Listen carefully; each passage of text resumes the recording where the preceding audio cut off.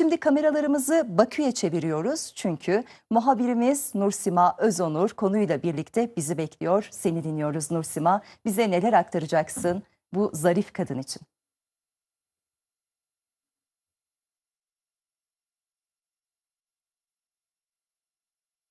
Ey vatan, senin için candan geçerim, ancak senin derdinden asla el çekmem.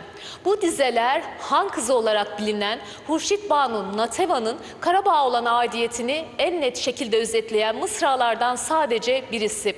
Hurşit Banu Natevan bir Karabağ sevdalısı ve Azerbaycan için büyük önem arz ediyor. Biz de doğum yıl dönümünde Natevan'ı konuşacağız. Avrasya Üniversitesi öğretim üyesi doçent doktor Kemale Elekberova yayın konuğumuz. Hocam öncelikle yayınımıza hoş geldiniz. Hoş bulduk.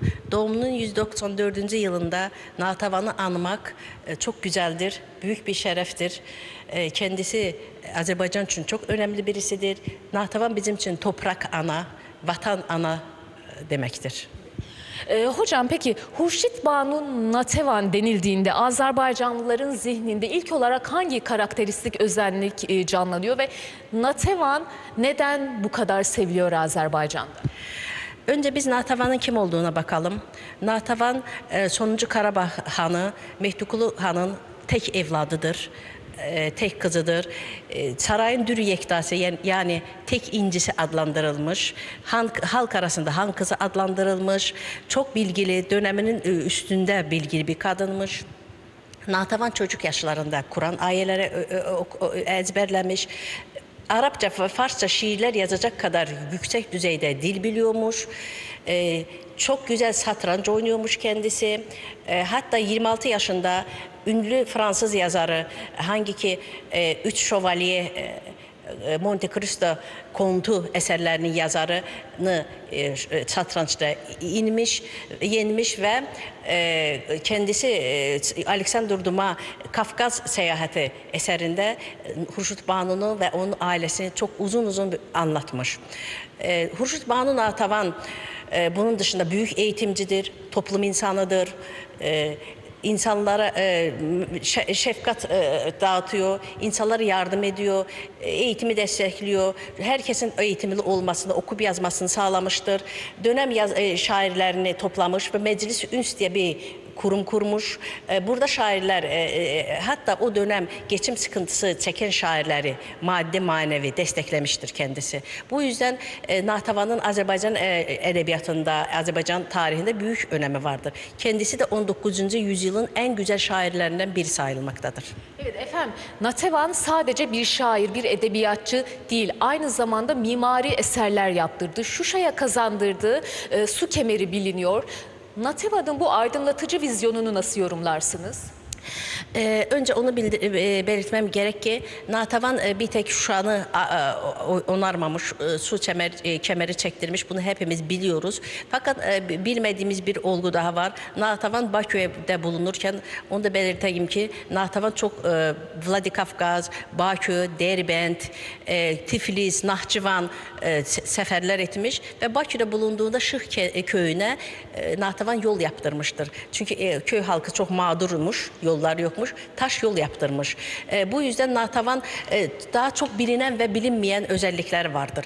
Natavan sonuncu parasına kadar halkına harcamıştır. Çok bonkörmüş ve herkesi böyle çok iyi ödüllendiriyormuş. Evet.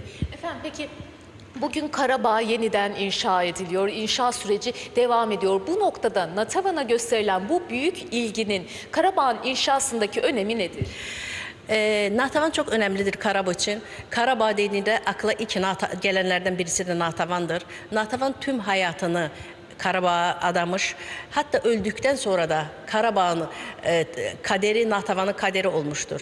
Çünkü 90'lı yıllarda Karabağ işgal olunurken Natavan'ın mezarüstü abidesi anıtı dağıtılmış. Hatta Ermeniler sonuncu bizim zaferi sonrası Natavan'ın kemiklerini alıp götürmüşler. Çok üzücü ve mutsuz bir kaderi olmuştur. Fakat ne mutlu ki bugün bize Natavan'ın 90'lı yıllar yıllarda ermənilərin çalıb əritməyə verdiyi heykəlini bizim devletimiz tarafından alınmış, yeniden Qarabağ dikilmiş, o kurşunlanmış heykeli. Ve bunun dışında Natavan'ın şu an devletimiz tarafından Belçika'da anıtı vardır. Bu yüzden Natavan Karabağ'ın bir simgesidir. Hocam, Natevan sadece Azerbaycan'da değil, tabii ki tüm Doğu toplumu tarafından, özellikle Doğu kadınları tarafından örnek alınan bir isim. Peki genç nesillere bir öğüt verirseniz Natevan'ın hangi özellikleri de örnek almalarını önerirsiniz? Natavan örnek bir kişiliktir.